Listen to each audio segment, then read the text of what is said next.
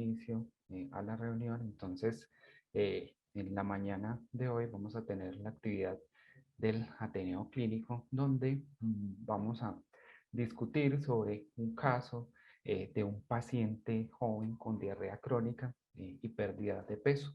Mi nombre es Jonathan Montoya, yo soy residente de medicina interna y para el desarrollo de esta actividad nos va a estar acompañando pues como invitados adicionalmente el doctor Marcel Rivero, quien es médico internista de la Universidad de Antioquia y es internista del Hospital Pablo Tobón Uribe, el doctor Julián Sea, quien es fellow de endocrinología y metabolismo de la Universidad de Antioquia, y el doctor Michael Zapata, quien es docente de la universidad, oncólogo clínico y que desempeña pues, su labor en la clínica Las Américas.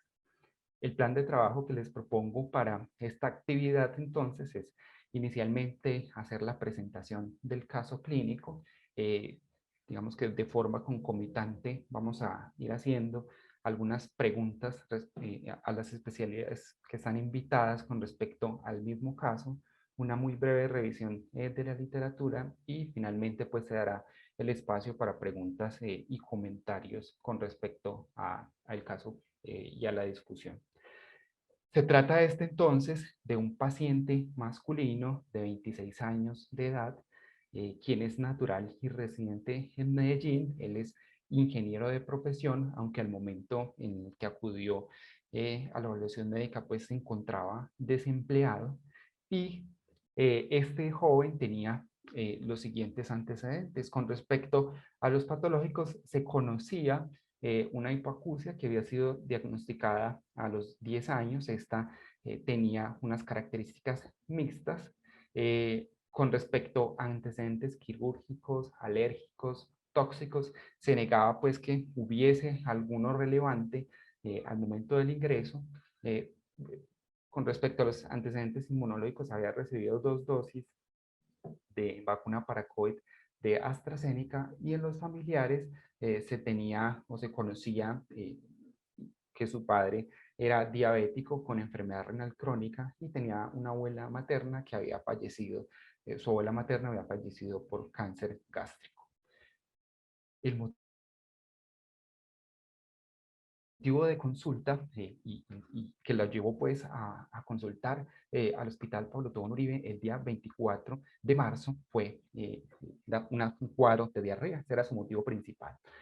Con respecto a la enfermedad actual, entonces ese cuadro diarreico llevaba ya 3 meses de evolución. La descripción pues que hay con respecto a las características de esa diarrea en la historia de ingresos, que se trataban de unas deposiciones líquidas se presentaban alrededor de unos 5 episodios al día, esto durante estos 3 meses. Adicionalmente, él venía con dolor abdominal, sobre todo asociada a esas deposiciones, una pérdida muy importante de peso de 16 kilogramos de ese mismo tiempo de evolución. El paciente se encontraba asténico. Además, refería, asociados a estos síntomas gastrointestinales y esa pérdida de peso, la presencia de palpitaciones y al tener pues la forma él de medir con cuánto tenía su frecuencia cardíaca en la casa, se había encontrado frecuencias hasta de 130 latidos por minuto.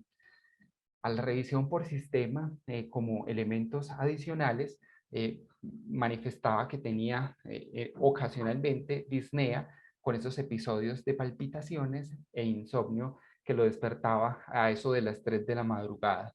Realmente otros hallazgos en esta revisión por sistemas no fueron encontrados. Entonces, es pues el caso de nuestro paciente, un paciente con un cuadro de 3 meses de diarrea, de pérdida de peso y de palpitaciones.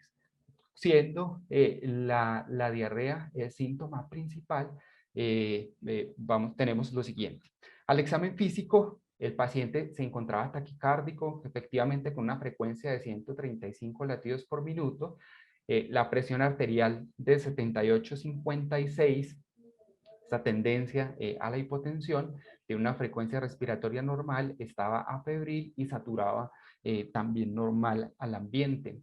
Se describía dentro de su estado general como que aparentaba un regular estado general.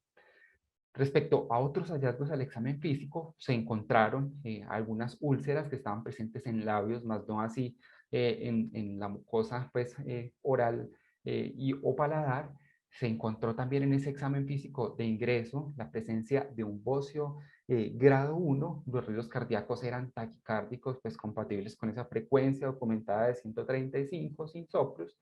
El borbullo vesicular era normal, no había hallazgos anormales a la palpación del abdomen.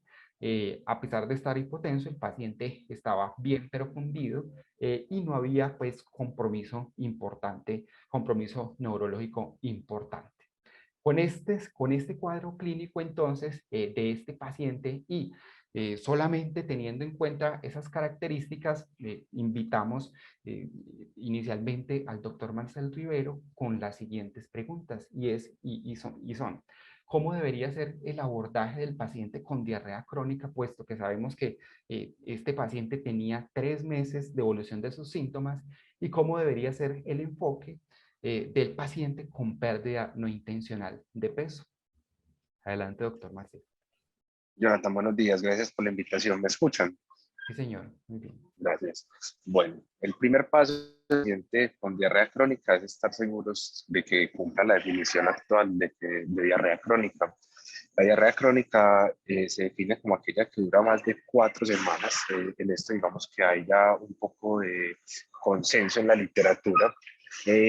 No hay el mismo consenso en cuanto a las características. Sin embargo, las guías británicas lo que más aceptan es un cambio en la consistencia, que ojalá pueda ser objetivizado en un Bristol 5 a 7, y un aumento en la frecuencia de las deposiciones con respecto al hábito intestinal normal. Previamente se decía que debía pesar más de 200 gramos por día la cantidad de materia fecal para decir también que el paciente tuviera diarrea crónica. Sin embargo, se sabe que este criterio puede omitir hasta un 20% de pacientes con patologías orgánicas que generan diarrea crónica, dado que algunos pueden tener deposiciones de menos volumen. Entonces, definimos diarrea crónica como aquella que dura más de 4 semanas y se caracteriza por tener un aumento en la frecuencia y una disminución o un cambio en la consistencia de las heces definida como un Bristol 5-7. Existe una clasificación fisiopatológica de la diarrea, donde nos la clasifican en diarrea secretora, osmótica, por trastornos de la motilidad. Sin embargo, esta clasificación fisiopatológica yo la veo un poco útil para el abordaje clínico de estos pacientes. Y la literatura, y yo también hoy les propongo una clasificación con base en las características clínicas del paciente. La vamos a dividir en una diarrea inflamatoria, una diarrea malabsortiva y una diarrea acuosa. Diferentes mecanismos fisiopatológicos se pueden mezclar en estos tipos de diarrea, pero las características morfológicas casi siempre nos van a orientar hacia unas causas en especial. Empecemos por la diarrea inflamatoria, es digamos que entre comillas la más fácil de enfocar. Son pacientes que tienen deposiciones con moco o con sangre. Normalmente debemos definir si la diarrea inflamatoria es alta o de predominio colónico. La de predominio colónico se acompaña de tenesmo rectal. Normalmente las deposiciones son repetidas y de bajos volúmenes, y más frecuentemente se asocian a moco o sangre. Eso sería una manifestación típica de una colitis. La diarrea de origen enteral, de intestino delgado y estómago, inflamatorias, pueden tener menos síntomas inflamatorios como moco o sangre, pero normalmente se asocian a fiebre recurrente, dolor abdominal difuso, son de volúmenes más altos. Si uno define que el paciente tiene una diarrea inflamatoria, uno debe entonces, de acuerdo a las manifestaciones clínicas del paciente, definir si hace un abordaje con un estudio endoscópico superior o con un estudio endoscópico inferior, dependiendo de las manifestaciones. Las guías desaconsejan hacer estudios a la par endoscópicos superiores e inferiores en la sospecha de un paciente con diarrea inflamatoria. Y básicamente lo que vamos a buscar son 4 entidades que dan diarrea inflamatoria: la enfermedad inflamatoria intestinal, las neoplasias de grandes volúmenes que generan diarrea inflamatoria, las diarreas inflamatorias por isquemia intestinal y las infecciones crónicas, donde el estudio directo endoscópico con toma de cultivos nos van a ayudar. Recordar que muchas diarreas inflamatorias a veces no tienen esas características clínicas que mencioné y por lo tanto unos reactantes elevados nos deben alentar en un paciente con diarrea crónica a que, a pesar de que haya ausencia de las características inflamatorias, el paciente pueda tener una diarrea inflamatoria. En segundo lugar, las malabsortivas. Las malabsortivas son diarreas de altos volúmenes, normalmente se empeoran con el consumo de alimentos, tienen una apariencia pastosa, flotan en el inodoro y el paciente empieza a tener otras manifestaciones clínicas de malabsorción como deficiencia de micronutrientes, hipomagnesemia y pérdida de peso. Uno malabsorbe los alimentos por tres motivos, o porque en el lumen intestinal tiene algo que no lo deja absorber. Normalmente lo que ocurre es un sobrecrecimiento bacteriano y es la causa más frecuente de diarrea malabsortiva, porque el enterocito está enfermo. Existe otro grupo de entidades que enferman el enterocito que no le permite absorber, o porque el páncreas no esté produciendo enzimas pancreáticas suficientes. ¿Cómo empieza uno el abordaje de un paciente con diarrea malabsortiva? Si el paciente tiene claros factores de riesgo para un sobrecrecimiento bacteriano, los cuales son un trastorno en la motilidad, por ejemplo, tener una enteropatía autonómica diabética, por ejemplo, bypass de alta transición a nivel intestinal, por ejemplo, yeyuno ileal. Estos pacientes, entonces, son pacientes con factores de riesgo para sobrecrecimiento bacteriano y las guías en general recomiendan que se puede dar un tratamiento empírico para esta entidad antes de definir hacer estudios. Los cultivos de aspirado yeyunal son un poco complejos, aún no hay claridad sobre el punto de corte que se debe tener en cuenta, pero se pueden hacer. La enteral, debemos tener en cuenta en nuestro medio que la enfermedad celíaca, lo cual en muchos artículos lo ponen como primera línea a pensar, no es tan frecuente, y en nuestro medio, por ejemplo, enfermedades como yardiasis intestinal crónica en zonas de bajos recursos se debe tener en cuenta. La enteral, después de haber descartado sobrecrecimiento bacteriano, la abordamos por medio de un estudio endoscópico superior donde debemos pedirle al gastroenterólogo que nos tome biopsias del duodeno proximal, del bulbo duodenal y 4 biopsias del duodeno distal para descartar principalmente enfermedad de Whipple, amiloidosis, otras enfermedades malabsortivas o atrofia de las vellosidades, que muchas veces es por medicamentos.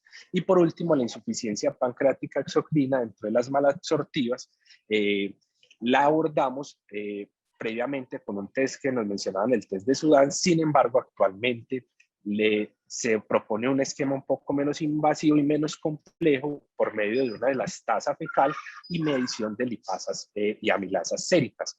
La elastasa fecal, si está por debajo de 200 microgramos por gramo de materia fecal, con unas lipasas séricas bajas en un paciente que tiene factores de riesgo para insuficiencia pancreática exocrina, nos deben orientar a que esa es la causa de la diarrea malabsortiva. Por último, la diarrea acuosa es la más difícil porque comprende muchas causas. Para recordar los trastornos funcionales, entonces tenemos dos trastornos funcionales que dan diarrea crónica, el síndrome intestino irritable con predominio de diarrea y la diarrea funcional. Ambos se diferencian en que uno genera dolor, el síndrome intestino irritable, y el otro simplemente es una diarrea acuosa persistente. Los medicamentos, la mayoría de veces las diarreas acuosas se asocian a medicamentos. Rescato un grupo de medicamentos que usamos con frecuencia, los antihipertensivos tipo IECA-VARA2 se han asociado a diarrea acuosa, los beta bloqueadores por el bloqueo del sistema simpático, los inhibidores de recaptación de serotonina y los antiinflamatorios no esteroideos, como los medicamentos de uso crónico que más frecuentemente pueden dar diarrea crónica. Ahí también aparecen en las acuosas las asociadas a trastornos endocrinos, principalmente el hipertiroidismo, que se da tanto por un trastorno de la motilidad como por un aumento en la secreción, la insuficiencia adrenal como causa de diarrea crónica, y se ha descrito también en los pacientes con feocromocitoma. Por último, existen dos grupos que son la colitis microscópica, en la cual debemos pedir que se tomen biopsias seriadas del colon en una colonoscopia, y los tumores neuroendocrinos que tienen alta producción de péptidos que generan diarreas normalmente acuosas de muy altos volúmenes.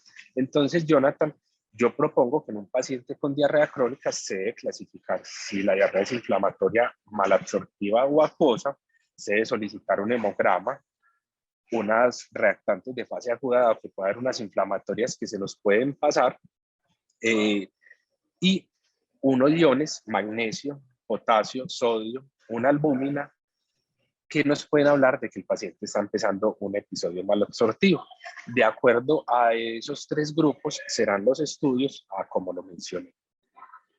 Ahora vamos a pasar con la segunda pregunta, y es el enfoque del paciente con pérdida no intencional de peso.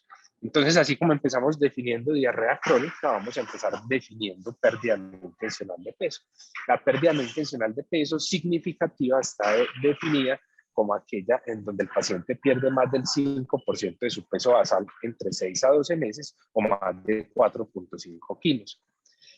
El primer paso es, si el paciente tiene un relato de esto, tratar de confirmarlo y hacerlo objetivo, porque está estudiado que el 50% de los pacientes que refieren una pérdida intencional o no motivada de peso, perdón, no intencional o no motivada, el 50% realmente no cumplen este criterio, una pérdida significativa. Si confirmamos esto, entonces tenemos 4 grupos importantes de entidades que generan esta condición: las metabólicas, las infecciones, las neoplasias y las enfermedades autoinmunes. En el anciano probablemente sea más frecuente las neoplasias, mientras que en los pacientes jóvenes debemos tener más en cuenta los trastornos metabólicos, las causas mentales y las infecciones. Entonces, un paciente con pérdida no intencional de peso joven, debemos preguntarle e interrogarlo por síntomas sistémicos que nos sugieran una endocrinopatía. Las principales endocrinopatías que nos dan pérdida no intencional de peso son el hipertiroidismo, la diabetes tipo 1 y el feocromocitoma.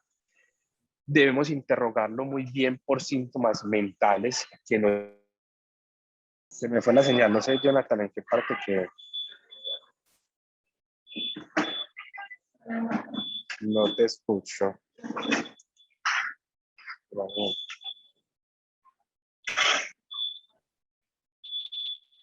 Se nos fue un momento la señal a todos en Sí. realidad. Nos estabas contando como, el enfoque, de alguna forma el enfoque por grupos etarios. Ok, entonces en el paciente mayor es mucho más frecuente las neoplasias. En segundo lugar, la falla cardíaca y las enfermedades pulmonares crónicas, mientras que en el joven tenemos de manera más frecuente las causas metabólicas y las asociadas a una condición mental. Por eso es muy importante en este grupo de pacientes interrogar por otros síntomas que nos sugieran una endocrinopatía, tipo hipertiroidismo, tipo diabetes. El feocromocitoma mucho más raro, pero está descrito como una causa de pérdida no motivada de peso. Interrogarlo por síntomas de trastornos del ánimo, principalmente la depresión se puede asociar a pérdida no intencionada de peso, y preguntarle por síntomas que nos puedan sugerir un trastorno de la conducta alimentaria, que es la otra entidad que en el paciente joven es muy frecuente que genera pérdida inmotivada de peso.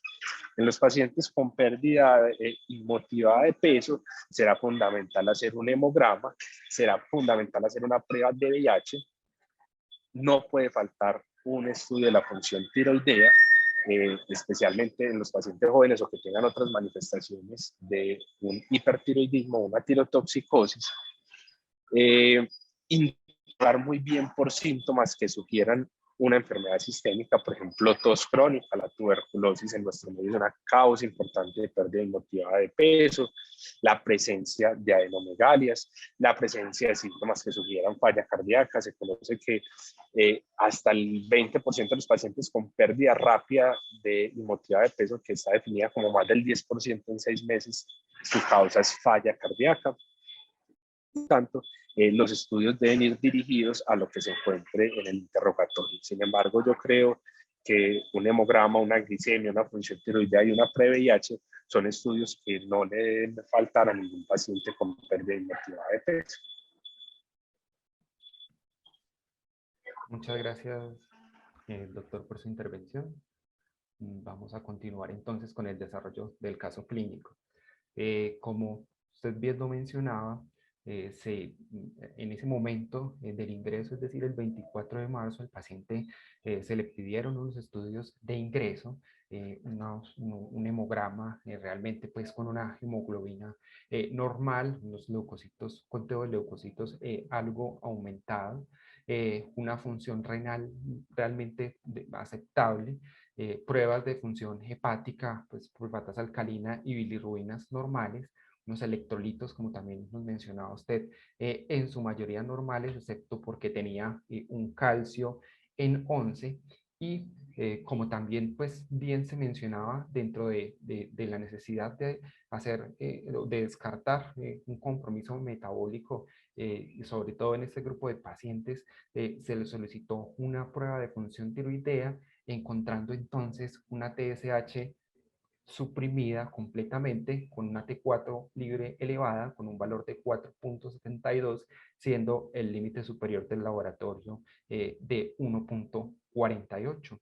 De aquí entonces que haciendo digamos que profundizando en esta tirotoxicosis que de alguna forma explicaba una buena parte de los síntomas que estaba presentando este paciente, como usted también nos mencionaba, esa diarrea acuosa, que pertenecía a ese grupo de diarreas acuosas, la pérdida de peso y aún esos síntomas adicionales que también se presentaban, es decir, los episodios de palpitaciones y la taquicardia que se había hecho objetiva, parecía ser entonces que la tirotoxicosis nos podía explicar todos los síntomas presentados y manifestados por el paciente. Y aquí, entonces, que el día 25, el siguiente día, se ordenó una ecografía de tiroides. En esta se encontró una glándula aumentada de tamaño con un mayor compromiso de ese aumento del lóbulo tiroideo derecho, tenía unos contornos macrolobulados y una densidad heterogénea difusa. Como una aproximación, pues, o como una propuesta, digamos, de parte del radiólogo que hizo el procedimiento, pues le parecía que estos hallazgos favorecían una tiroiditis. Estas son las imágenes de la ecografía donde vemos eso que se nos describen, la heterogeneidad en ese parénquima pues de la glándula tiroides. Y puesto que a pesar pues de esta mención de unos hallazgos compatibles con tiroiditis, recordemos que los síntomas del paciente tenían al menos 3 meses de evolución. Por lo tanto, al momento de ser evaluado por del grupo de endocrinología, por las características encontradas en el paciente y por este tiempo de evolución ya tan importante, se consideró más, y por la edad misma del paciente, como con un cuadro compatible con enfermedad de Graves. Dentro de este enfoque diagnóstico realizado por el grupo de endocrinología, voy a mencionar de una vez que se pidieron unos anticuerpos anti-TSH o se pidieron pues unos TRAPS buscando también la determinación pues más segura de la enfermedad de Graves como la etiología de la tirotoxicosis frente a la cual nos estábamos enfrentando. Con estas consideraciones, entonces, quiero invitar al doctor Julián Sea, quien es fellow de endocrinología, para que nos ayude entonces a resolver estas preguntas, teniendo en cuenta que usamos la ecografía como una herramienta diagnóstica, pues, o al menos una herramienta de aproximación inicial en este paciente. Y entonces las preguntas para él son: ¿en qué escenarios del paciente con tirotoxicosis podría usar yo una ecografía de tiroides? ¿Y qué tal es su rendimiento en esos escenarios cuando se decida solicitarla? ¿En qué pacientes debería pedir TRAPS como fueron solicitados en este paciente? ¿Cuál es su utilidad? Si uno podría llegar a tener un caso de una enfermedad de Graves con unos TRAPS positivos, y adicionalmente que digamos que aunque tenemos unas etiologías usuales del paciente con tirotoxicosis, ¿qué otras causas debería yo pensar en aquellos pacientes pues, en los que no logro identificar una etiología usual? Y esto ya para empezar a pensar en posibles diferenciales, aunque recordemos pues que hasta este momento nuestra impresión diagnóstica es que tengamos un paciente con una enfermedad de Graves. Adelante, doctor Julián. Bueno, buenos días a todos. Entonces, en primer lugar, la primera aclaración que hay que dejar es que la ecografía solita no es una muy buena alternativa cuando es solita. Lo que hay que pedir es ecografía con valoración Doppler de la circulación tiroidea, porque eso nos permite a nosotros ver si está aumentada la circulación o no. Entonces, no hay un consenso todavía sobre cuál arteria se debe evaluar. Entonces, hay algunos estudios que evalúan la velocidad picosistólica de la arteria tiroidea inferior, que es una rama del tronco de la subclavia, perdón.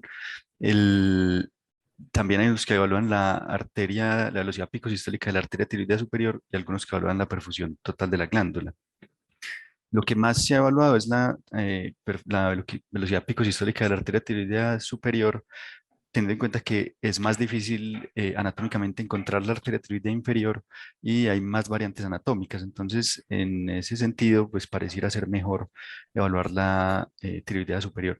Esa tabla que ustedes ven a la derecha es tomada de un metaanálisis que cogió todos esos estudios que evaluaban cuál era la capacidad diagnóstica que tenía evaluar la velocidad picosistólica de la arteria tiroidea superior. Mm, el problema de esos estudios es que todos usan umbrales diferentes. Si ustedes miran los umbrales, ahí en ese primer cuadrito que está señalado, van entre 40 y 87, entre 29 y 87. En general, las velocidades se recomiendan como un umbral entre 40 y 50. Cuando es de la arteria tiroidea inferior, nosotros utilizamos 38. Y eso hace que la sensibilidad y la especificidad de esta prueba sea variable, pero en general es muy buena. Dale, Jonathan. Cuando ellos en este metaanálisis sumaron las especificidades y las sensibilidades de la prueba, lo que encuentran es que a pesar de que hay algo de heterogeneidad, por lo que les digo que los umbrales son diferentes, la sensibilidad y la especificidad son muy altas, sensibilidad del 86% y especificidad del 93%. Entonces, eso para decir que la prueba es muy buena, pues cuando se hace bien hecha, pasarla.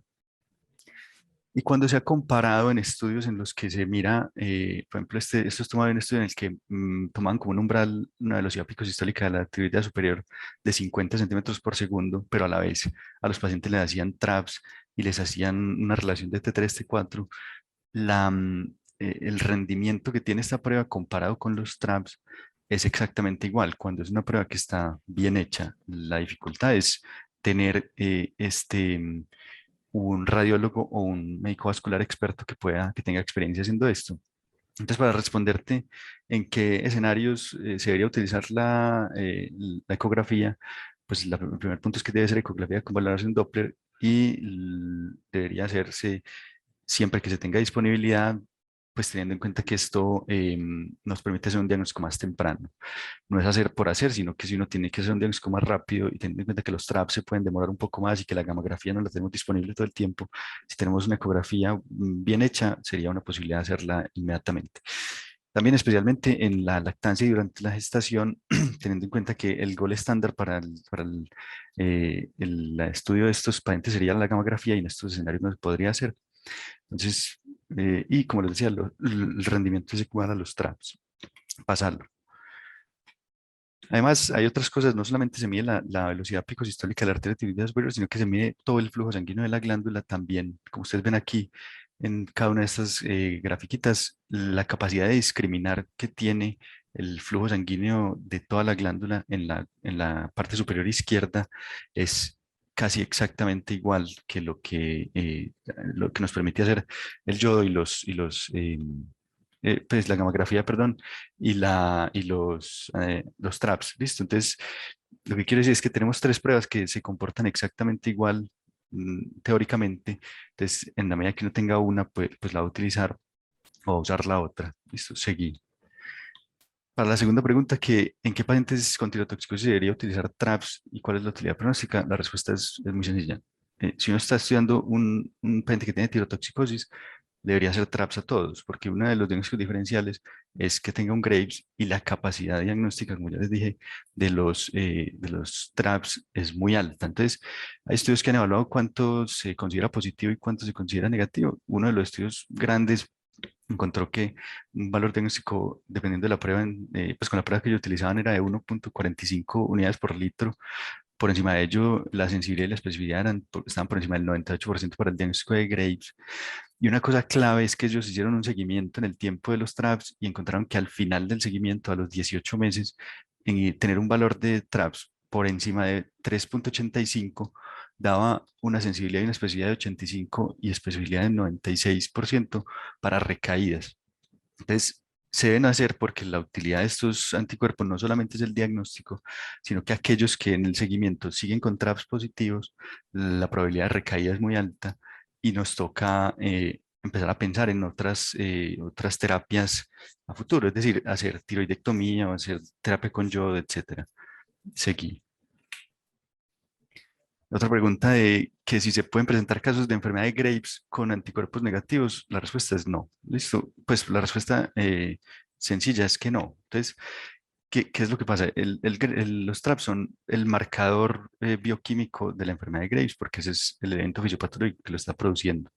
Uno de los metaanálisis grandes que que evaluó cuál era la capacidad diagnóstica de cada uno de los métodos que se tenían disponibles para medir los TRAPS, encontró que, miren la grafiquita, la tablita de la izquierda, las sensibilidades y las especificidades combinadas de cada uno de los métodos superaban el 97% para la sensibilidad y la especificidad del 98% para arriba.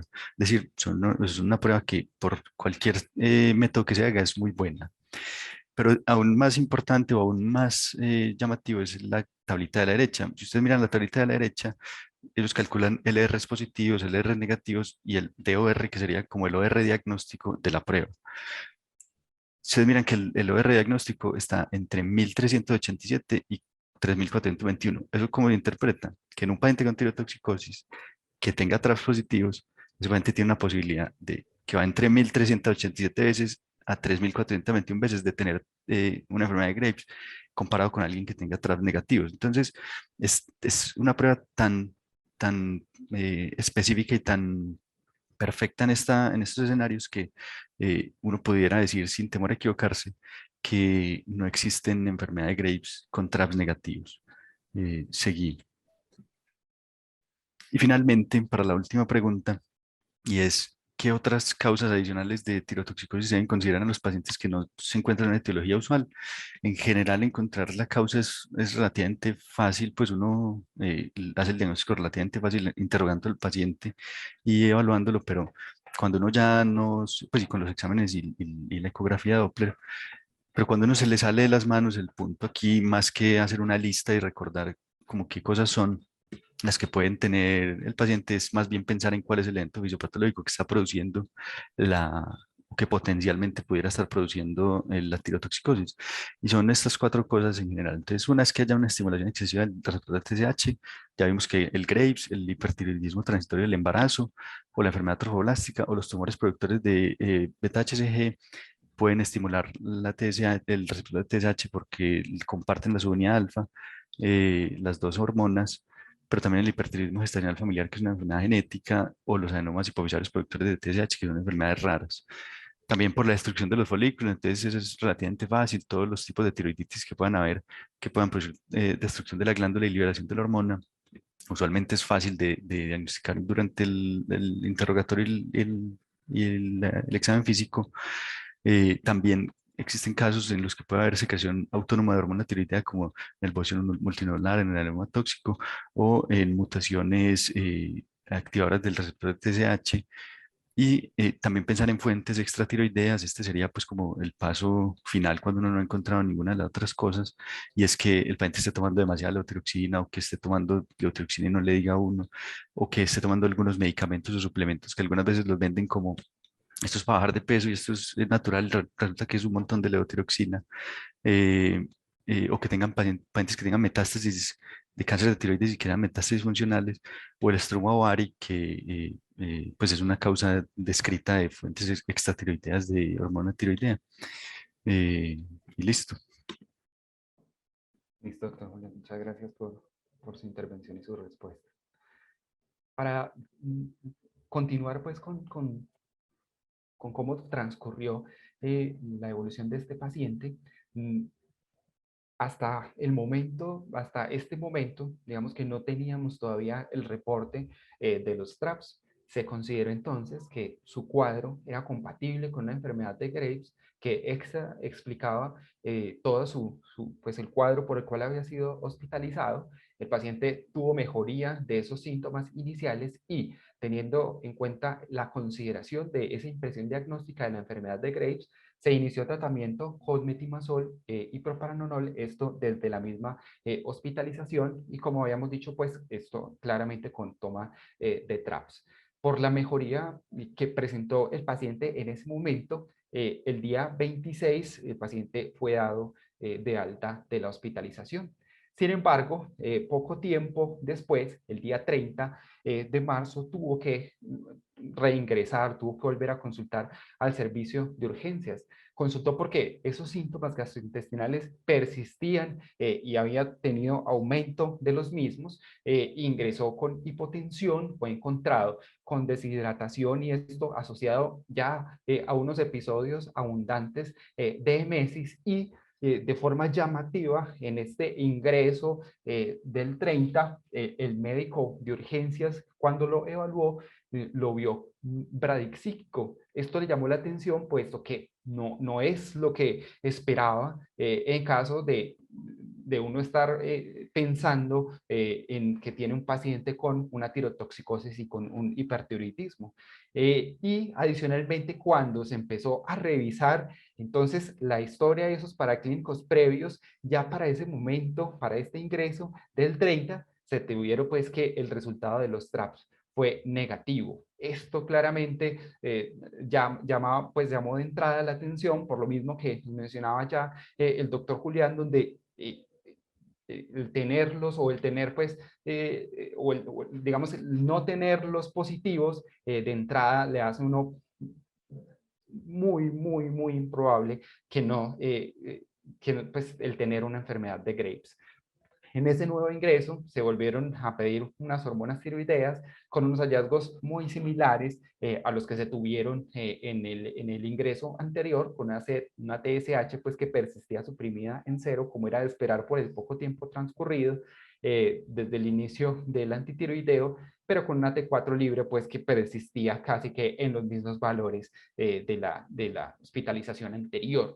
Acá por este episodio de bradixiquia, por este episodio, por estos hallazgos más bien de la bradixiquia que evidenció el médico del servicio de urgencias, decidió entonces solicitar una tomografía de cráneo simple. En esa tomografía fue muy llamativo el hallazgo de una lesión en la región, pues en la localización de la pineal, donde se veía con unos bordes heterogéneos, como lo podemos ver acá, unas áreas pues, de calcificación, pero esto sí con aumento de la pineal. La lectura de esa tomografía de cráneo fue la siguiente pues por el radiólogo. Él describió como una lesión irregular con unos contornos mal definidos y que tenía unas calcificaciones asociadas. En esa misma lectura entonces se sugirió que se ampliara, digamos, este estudio con una imagen que tuviera pues una mejor capacidad resolutiva y por eso el paciente se le hizo adicionalmente una resonancia magnética de cráneo contrastada. En esta resonancia podemos ver acá, digamos que mucho mejor definida esa lesión de la pineal, esa lesión de la pineal que se veía tanto en T1 como en T2, que era isointensa y que, digamos que resaltaba pues con el medio de contraste. Lo vemos acá en estas dos proyecciones pues con claridad. La lectura oficial de esta resonancia, el radiólogo nuevamente nos dice que hay una lesión en la pineal con unas áreas de degeneración quística, con un realce, con el medio de contraste, y aunque digamos que no es tan fácil de ver, él, al menos para mostrarlo acá, también él en su lectura describió la presencia de unas lesiones de unas características muy similares, eso sí con un menor tamaño, que comprometían el infundíbulo hipoficiario y la región hipotalámica y el óvex. Entonces vemos acá un patrón de presentación en estas imágenes donde estas lesiones, tanto como la vimos en la tomografía como acá en esta resonancia, la de la pineal y la que debería estar, o la que también se vio pues en la región hipoficiaria, el patrón que vemos es de esa presentación o de una localización en la línea media. Teniendo entonces esas consideraciones de esa lesión en la línea media, ahora invitamos al servicio de oncología del doctor Maicos digamos, para hablar de las siguientes preguntas. ¿Cómo debería hacerse el estudio de un paciente con un hallazgo de una lesión o de un tumor allí en la línea media? Si debería pedir marcadores tumorales y qué tan bueno es su rendimiento, y si considerando que estamos frente a una lesión del sistema nervioso, yo debería plantearme hacer medir esos marcadores también en líquido cefalorraquídeo, y en caso pues de que cuando haga la medición de marcadores séricos, estos sean negativos. Buenos días, doctor, adelante.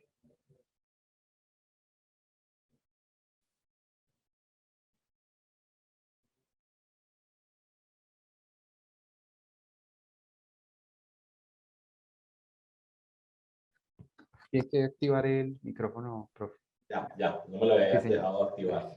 Eso. Bueno, ¿cómo está? Déjame también activar la cámara.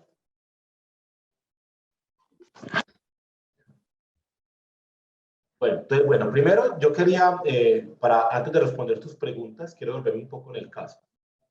Digamos, la causa oncológica en paciente que no está en tratamiento de tirotoxicosis, la causa oncológica más frecuente, sí es los valores elevados de beta-HCG, ¿cierto?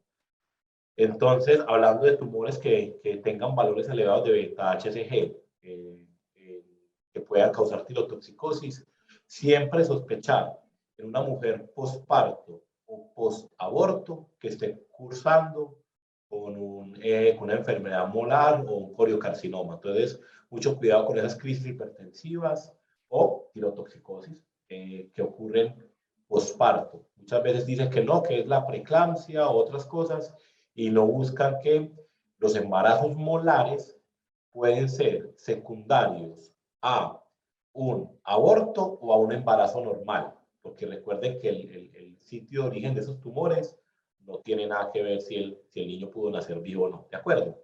Entonces, primera sospecha y se ve de manera frecuente tirotoxicosis por coriocarcinoma en el posparto o en el posaborto, y esto con una temporalidad que puede ser 6 meses, un año inclusive. Entonces es muy importante preguntar por ese antecedente.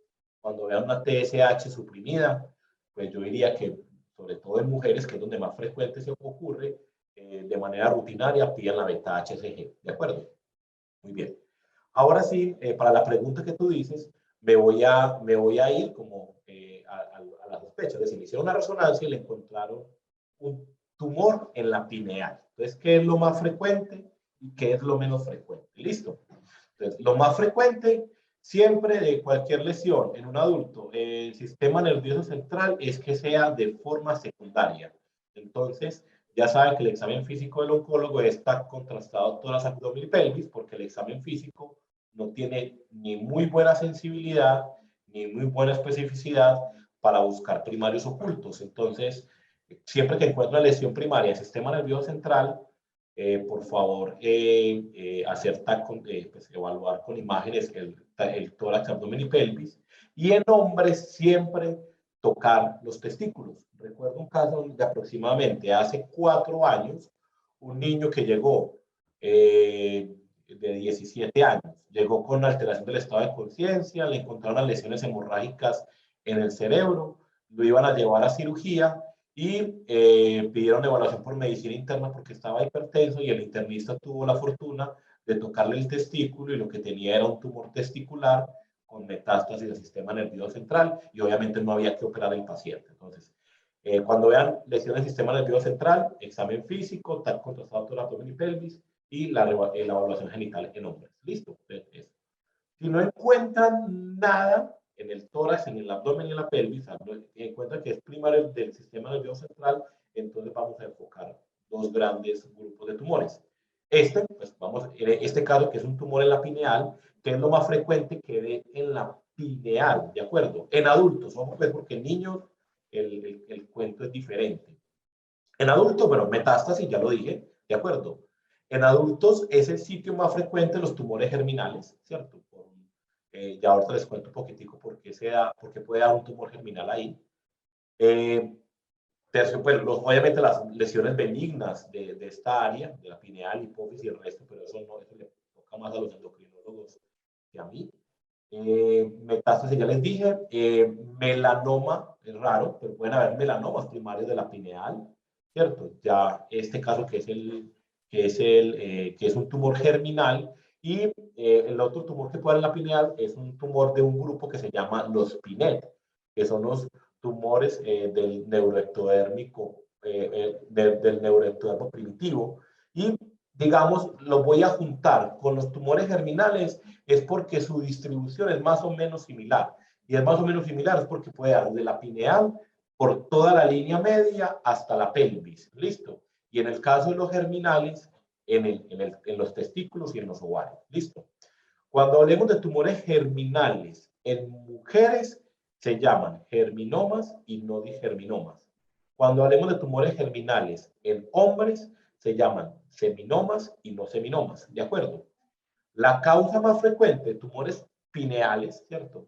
Son germinomas en mujeres, pues, y seminomas en hombres, pero digamos, en términos generales, podemos llamar germinomas cuando son primarios del cerebro. ¿Por qué se puede dar esto? Digamos, les voy a decir dos teorías que se comparten. Hay una alteración en la migración. Recuerden que en nuestra etapa embrionaria se forman esas células germinales por allá en la cresta neural y conforme va avanzando por la línea media, van descendiendo hasta ubicarse en los testículos y en los ovarios. Entonces, primero, un problema en la migración. Y el otro problema es un problema en la maduración. Por eso podemos encontrar dos tipos de neoplasias germinales. Neoplasias germinales sin masas en testículos y ovarios. Ya sabemos que ahí lo que está primando es un problema en la migración. Y tumores testiculares, pues con masas en ovario y testículo, y ya sabemos que ahí el problema principal es la diferenciación. Listo.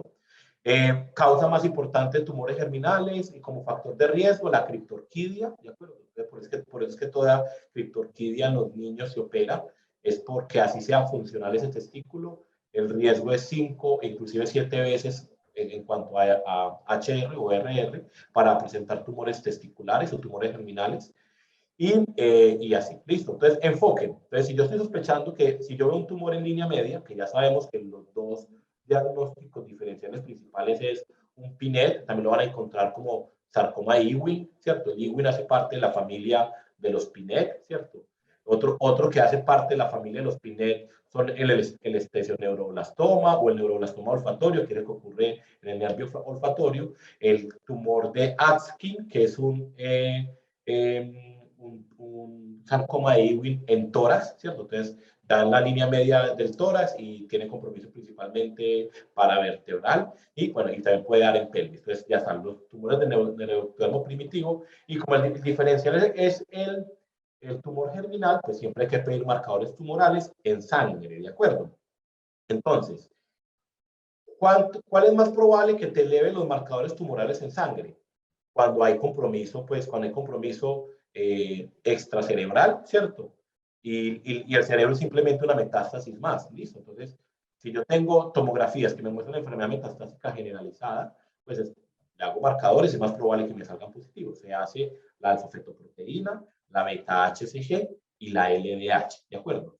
Cuando tengo un germinoma primario del sistema nervioso central, es más poco probable que me lo eleve de manera sistémica. Es más, cuando yo tengo un germinoma en sistema nervioso central y tengo elevado los marcadores sanguíneos, debo buscar si hay metástasis, pues si hay un origen extracerebral, porque es la causa más frecuente. Listo. Pero puede pasar, podemos tener, en este caso, este paciente los tenía negativos. Puede pasar que tengamos un tumor sistema nervioso central sin elevación sistémica. Y la única diferenciación, aparte de la patología, entre un germinoma y un no germinoma, o un seminoma y un no seminoma, es la biopsia o los marcadores. Entonces, cuando están primarios en el sistema nervioso central, se piden el líquido cefalorraquídeo. No debe haber positividad ni de la alfa-fetoproteína ni de la beta-HCG en líquido cefalorraquídeo. O sea, a este nivel, el valor normal es 0, ¿de acuerdo? No pasa lo mismo que en sangre. En sangre, pues si hay unos valores que van hasta 30 para la 35 para la alfa-fetoproteína y la beta-HCG, obviamente si no está en embarazo, negativa. Y deben ser negativos. Cualquiera de los dos que salga positivo en líquido cefalorraquídeo ya es un no seminoma, no disgerminoma, porque son los únicos que elevan estos marcadores. O sea, eso hace diagnóstico la elevación de estos marcadores. Listo. O sea, que ahí te respondo la segunda pregunta. Es que marcadores se debería solicitar. Es cierto. Entonces, siempre se deben solicitar los marcadores tumorales en sangre y en líquido cefalorraquídeo. Ahora bien, digamos que no es este caso, pero digamos que el paciente tiene un tumor germinal con compromiso visceral y no compromiso, o con o sin compromiso en el sistema nervioso central. La elevación de los marcadores pueden ocurrir en los seminomas y los germinomas, ¿cierto? La LDH se eleva, ¿cierto? Y la beta-HCG puede tener elevaciones mínimas, algunos dicen menores de 20 o menores de 40, ¿cierto? Unidades por mililitro. O sea, los germinomas pueden hacerle elevaciones leves, ¿no? Y cuando ya hay elevaciones más altas, pues ya hablamos que puede ser un no seminoma o un no digerminoma. Y les queda para tarea a ustedes las elevaciones benignas de los marcadores tumorales para que lo estudien en la casa, que hay bastantes, para que entiendan que los marcadores tumorales pocas veces son patognomónicos. Pues no sé, hasta ahí, Jonathan. No sé si quieren que te cuente un poco más cómo sería el enfoque de tratamiento inicial o qué tienes preparado en cuanto al tiempo. Yo creo, profe, que por el tiempo, para terminar, de pronto ahorita, profe. Listo, dale. Muchísimas gracias. Con respecto a lo que, aparte de lo que mencionó el doctor, cabe señalar que en este paciente se hicieron los estudios tomográficos de tórax, abdomen y pelvis sin encontrar compromiso pues neoplásico en esas tomografías, y adicionalmente se amplió el estudio con resonancia magnética de toda la columna, y digamos que el compromiso por estas lesiones fue solamente el que vimos limitado pues en la resonancia magnética cerebral. Los marcadores tumorales entonces que fueron solicitados en este paciente cuando salieron esos TRAPS negativos y se empezó a tener una sospecha diagnóstica diferente, como mencionaba el doctor, pues realmente fueron negativos, una beta-HG en 1.47, en muchos sitios ponen un punto de corte como positividad, un valor de 5 unidades por litro, y una alfa-fetoproteína en 2 también negativo para el valor del laboratorio. A este paciente se le hicieron otros estudios, se le hizo, digamos que por ese compromiso hipofisiario encontrado en la resonancia, se hizo una medición de cortisol que veíamos o que vemos que digamos que no se corresponde con el estado de enfermedad de este paciente, con un cortisol de 6.4 y uno posterior del día 5 en 3 microgramos por decilitro. El calcio, como ya conocíamos, en este paciente estaba, digamos que persistentemente elevado, Dentro de su evolución y los paraclínicos de la hospitalización vemos también que este paciente tuvo elevación del sodio, siendo el valor máximo encontrado de 151, y adicionalmente al evaluar los otros ejes vemos una testosterona en 241, una testosterona baja con una FSH y una LH baja, pues como de un perfil de un, de un hipogonadismo hipogonadotrópico, una prolactina que estaba elevada con un valor de 49, siendo el valor pues superior de esta hasta 29, y una ACTH pues digamos que extrañamente normal también pues para el estado de enfermedad de este paciente. Es decir, la alteración de las pruebas de función tiroidea no eran el único compromiso hormonal encontrado en este paciente.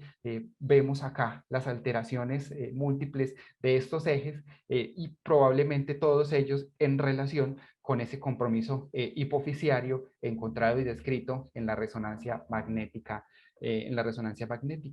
A fin de digamos que el paciente fue evaluado por neurocirugía por este hallazgo, y como se propuso ser llevado a intervención quirúrgica, el paciente se le hicieron también unos marcadores tumorales de los cuales se tuvo reporte el día 11.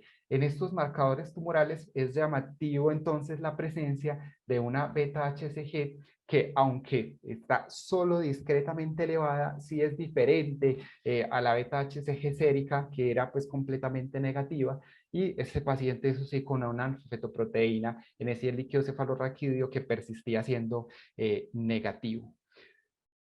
El diagnóstico, entonces, o la presunción diagnóstica con estos hallazgos, con los hallazgos de las imágenes, con esa localización, a pesar de tener los marcadores que eran muy dudosos, fue el de un tumor de células germinales. Les voy a mencionar algunos elementos con respecto a estos tumores. Entonces se trata de un grupo heterogéneo de neoplasias que son poco comunes, y los extragonadales corresponden a aquellos que tienen un compromiso en los que yo descarte un compromiso primario gonadal. Como decía el doctor, podríamos clasificarlos entre seminomatosos y no seminomatosos en hombres, o germinomas y no germinomas en las mujeres, y digamos que la clasificación es aún mayor, siendo que digamos que en estos podemos tener no seminomas, y en los no seminomas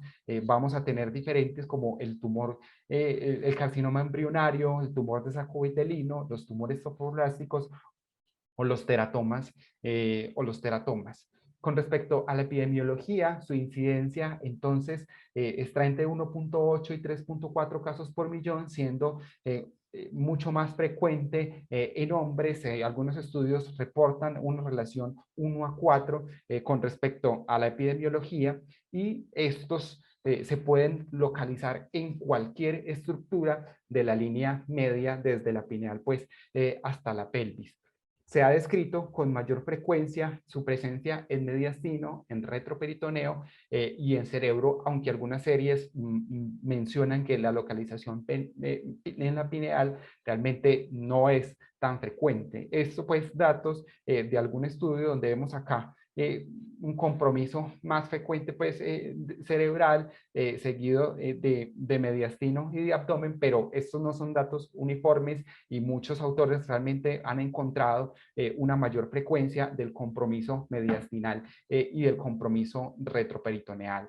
Como mencionaba ya el doctor, con respecto a su patogenia, y pueden estar en cualquier lugar de la línea media por el arresto de la migración en cualquiera de esas ubicaciones. Algunos autores proponen pues mecanismos como migración reversa, es decir, las células van desde la gónada hasta el sitio donde va a aparecer el tumor, esto mencionado pues por algunos autores, o la presencia de una metástasis con una regresión de ese primario gonadal, y por eso no podemos encontrar posteriormente ese primario gonadal.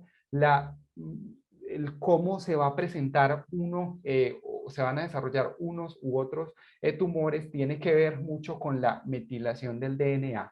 Cuando el DNA está metilado, vemos pues que se logra la producción de las células maduras, pero, pero cuando hay presencia de desmetilación del DNA que lo expone, digamos que a un mayor riesgo de tener mutaciones, entonces es allí donde se pueden presentar los tumores de células germinales.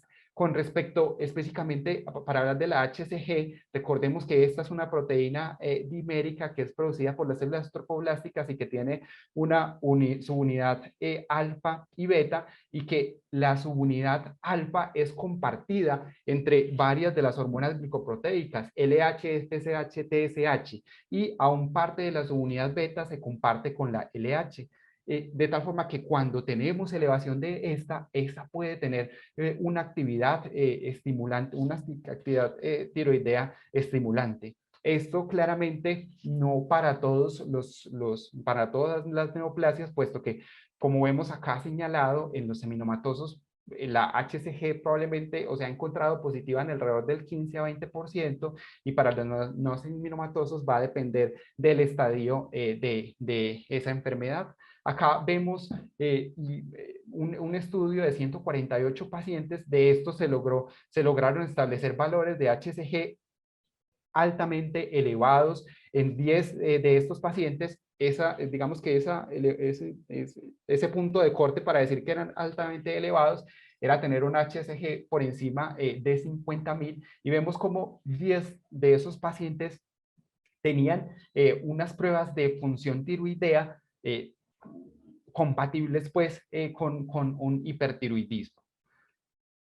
Con respecto a las manifestaciones clínicas de estos tumores, van a ser variables de acuerdo a la localización del tumor. Si estamos en mediastino, el paciente va a presentar disnea, dolor de pecho, tos, fiebre. Si estamos en retoperitoneo, va a estar dado sobre todo por dolor abdominal, y la mayoría de estos síntomas están en relación con el crecimiento mismo de la masa. Con respecto al pronóstico, en general suele ser mejor el pronóstico del paciente con un tumor no seminoma, y se ha visto una supervivencia libre de progresión a 5 años del 87% y supervivencia total hasta del 90%, y en los no seminomas va a depender pues de la clasificación de gravedad, pero en aquellos que tienen, digamos que una clasificación grave, esta supervivencia puede ser tan baja como del 45%. Entonces, digamos que para concretar la historia de nuestro paciente, este paciente el 8 fue llevado a una resección parcial de ese tumor para tratar de establecer pues con certeza el diagnóstico que tenía. Y del informe de patología, se nos dice, pues, del informe de patología y del estudio de inmunohistoquímica, se concluyó que este paciente, o que los hallazgos eran compatibles con un tumor de células germinales. Hay una particularidad con respecto a este caso, y es que cuando vemos ese compromiso o esa tirotoxicosis en estos tipos de pacientes, generalmente las descripciones son asociadas a niveles de beta, de HCG elevadas. Y de hecho, pues para el ingreso a algunas cohortes, como veíamos, se han considerado valores de al menos de 5.000 de HCG, no siendo, pues, que no correspondía al caso de nuestro paciente, donde apenas logramos tener una positividad de la HCG en el estudio de líquido cefalorraquídeo. Una de las propuestas que se hizo por parte del grupo tratante de endocrinología es que estas correspondiesen, o que estos hallazgos estuviesen en relación con formas incompletas de la hormona tiroidea que tuviesen estimulación sobre el receptor de TSH, pero que por las limitaciones propias de la medición no lo hubiésemos podido identificar. Adicionalmente, y solamente pues como para dejarlo acá mencionado, este paciente tuvimos otras alteraciones endocrinas muy importantes, como hemos mencionado, un hipogonadismo, esa prolactina elevada probablemente explicada por un efecto de tallo producido pues por la masa hipofisiaria, Este paciente también tenía hallazgos compatibles con la insuficiencia central, vimos ese cortisol bajo, esa ACTH pues inapropiadamente normal y una hipercalcemia que fue persistente durante un buen tiempo de la hospitalización y que mejoró, que se normalizó una vez se le inició el tratamiento pues con esteroides. El paciente, como vimos, durante su evolución tuvo aumento, tuvo hipernatremia, de tal forma que se logró también establecer un diagnóstico de diabetes insípida central, para el cual se inició pues tratamiento con desmopresina con posterior normalización de su sodio. Con respecto a lo que conocemos actualmente del paciente, el paciente ya está en seguimiento y es un paciente ya conocido también por el doctor Maicos, con un plan pues de inicio de quimioterapia y radioterapia, donde esperamos pues que tenga un muy buen pronóstico.